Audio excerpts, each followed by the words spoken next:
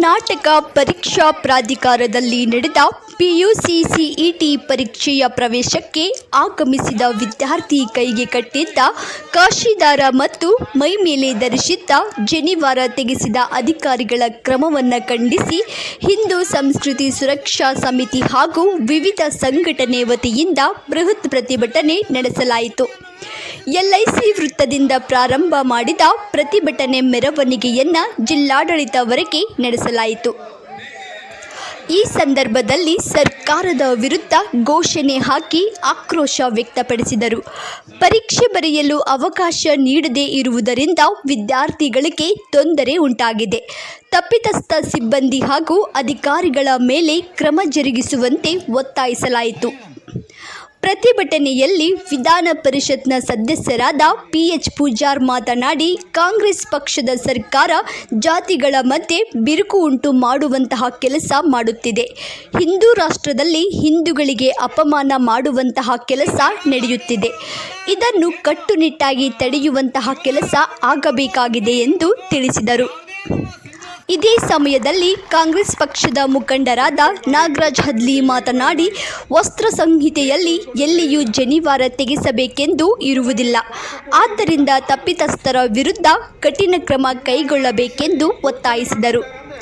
ಬ್ರಾಹ್ಮಣ ಸಮಾಜದ ಮುಖಂಡರು, ಹಿಂದೂ ಸಂಘಟನೆ ಮುಖಂಡರು ಭಾಗವಹಿಸಿದ್ದರು.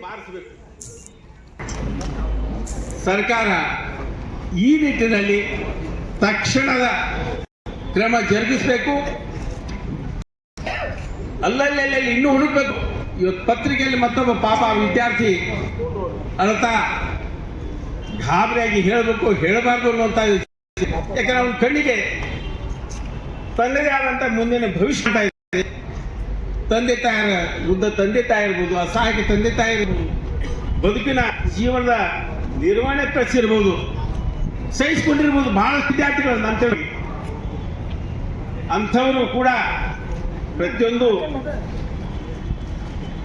ಸಂದರ್ಭದಲ್ಲಿ ಈ ಘಟನೆಯಿಂದ ಎಲ್ಲರೂ ಒಂದಾಗಲಿಕ್ಕೆ ಇದೊಂದು ಅವಕಾಶ ಸಿಕ್ಕೈತೆ.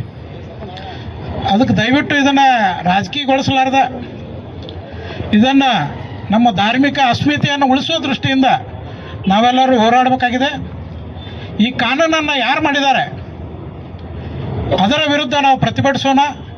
ಈ ಕಾನೂನನ್ನು ಮುಂದಿನ ದಿನಮಾನಗಳಲ್ಲಿ ತೆಗೆದುಹಾಕುವಂಥ ಕೆಲಸ ನಾವೆಲ್ಲರೂ ಕೂಡಿ ಮಾಡೋಣ. ಸಿದ್ದರಾಮಯ್ಯನವರು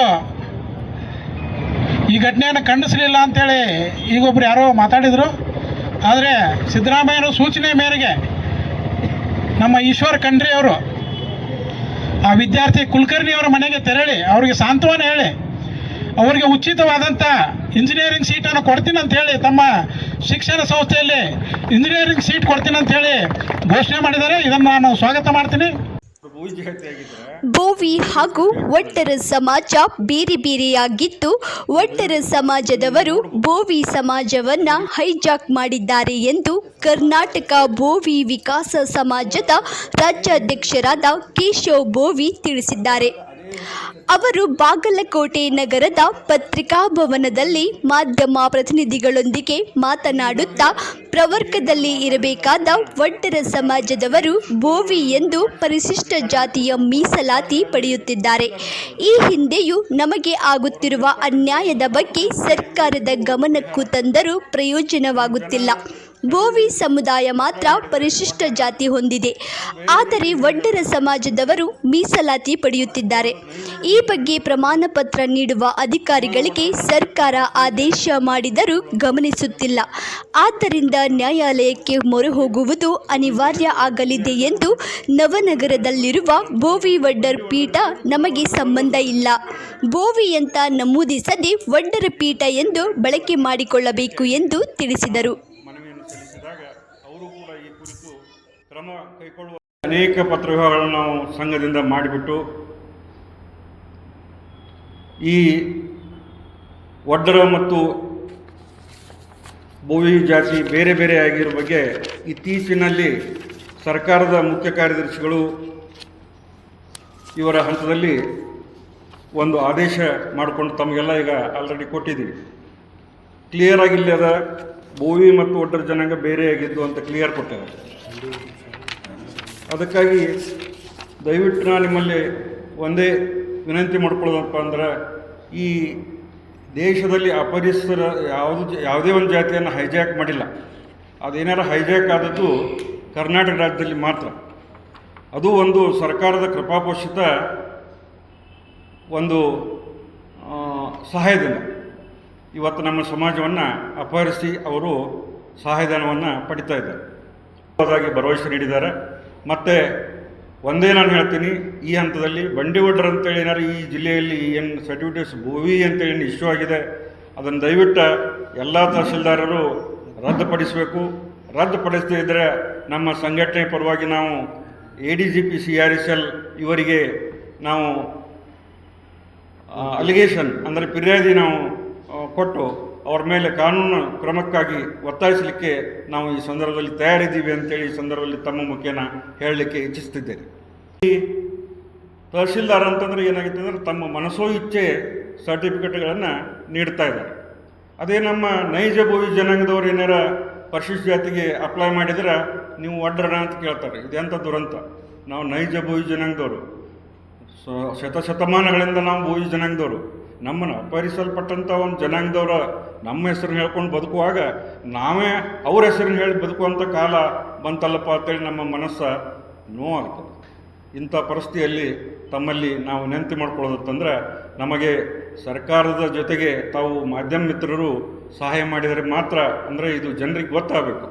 ಬೋವಿಗಳೆಂದರೆ ಯಾರು, ಒಡ್ರಂದರೆ ಯಾರು, ಬೋವಿ ಜನಾಂಗಕ್ಕೂ ಮತ್ತು ಒಡ್ರ ಜನಾಂಗಕ್ಕೂ ಯಾವುದೇ ಸಂಬಂಧ ಇಲ್ಲ ಅನ್ನೋದನ್ನು ತಾವು ದೃಶ್ಯ ಮಾಧ್ಯಮಗಳಲ್ಲಿ ಮತ್ತು ಪತ್ರಿಕಾ ವರದಿಯಲ್ಲಿ ತಾವು ಪ್ರಚುರಪಡಿಸಿದರೆ ಮಾತ್ರ ನಮಗೆ ಸರ್ಕಾರ ಮಟ್ಟದಲ್ಲಿ ನ್ಯಾಯ ಸಿಗಲಿಕ್ಕೆ ಅನುಕೂಲ ಆಗ್ತದೆ.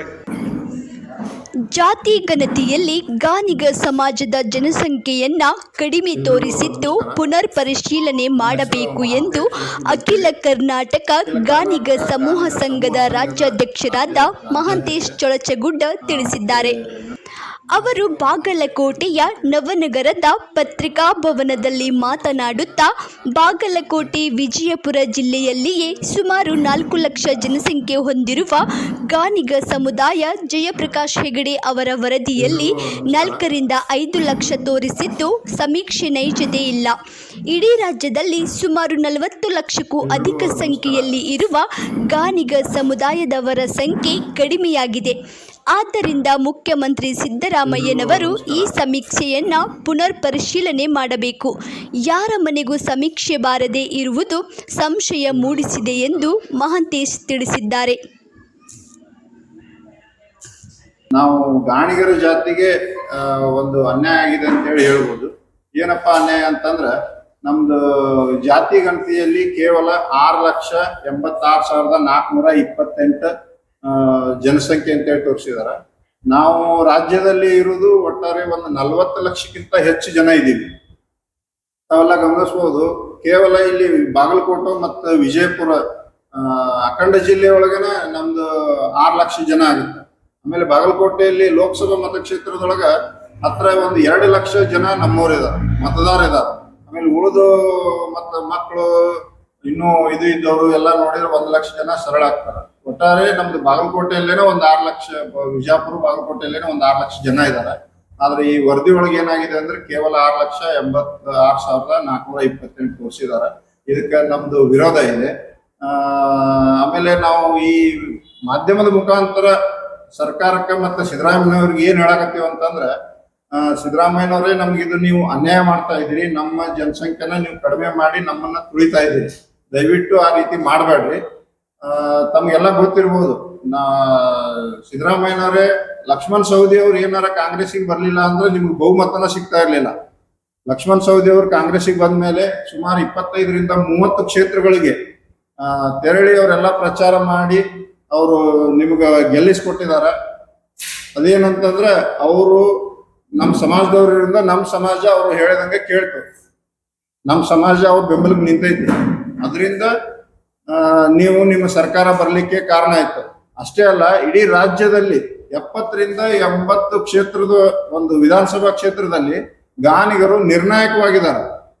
ಪ್ರತಿ ಒಂದು ಕ್ಷೇತ್ರಕ್ಕೆ ನಿರ್ಣಾಯಕರಾಗಿದ್ದಾರೆ. ಅದಕ್ಕೆ ದಯವಿಟ್ಟು ನಮ್ಮ ಗಾಣಿಗರಿಗೆ ತುಳಿಲಿಕ್ಕೆ ಹೋಗ್ಬೇಡ್ರಿ. ಇದನ್ನ ಮುಂಬರುವ ದಿನಗಳಲ್ಲಿ ಈ ವರದಿ ಏನಿದೆಯಲ್ಲ ಇದನ್ನ ಸರಿಪಡಿಸಿ